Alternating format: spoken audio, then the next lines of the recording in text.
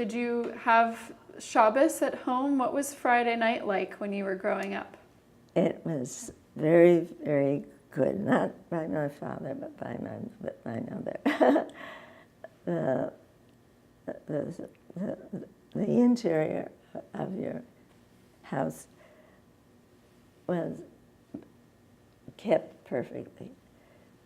On Friday, the house got cleaned from every corner. After my mother cleaned every morning, every corner, then the last thing she does is cleanse herself, take a bath. We never heard of a shower. You took a bath. And the candles were lit, and the food was put out beautifully. And that was every Friday.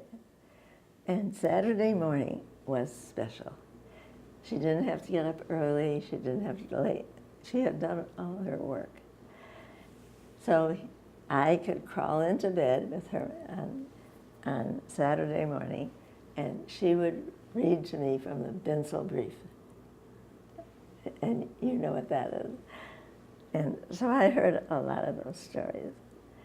And it's like a Dear Annie or something like that. And very often, and so my mom would always read me some of these Saturday morning things, which we liked. And the gist of it was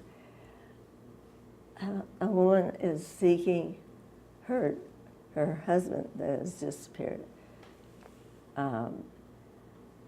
And they had many, many things that they couldn't express too well in English. So that was kind of fun for me. And so I learned about all the women were writing in to look for their husband. It wasn't unusual for a husband to disappear. And I didn't speak English. So I was right at home with Yiddish.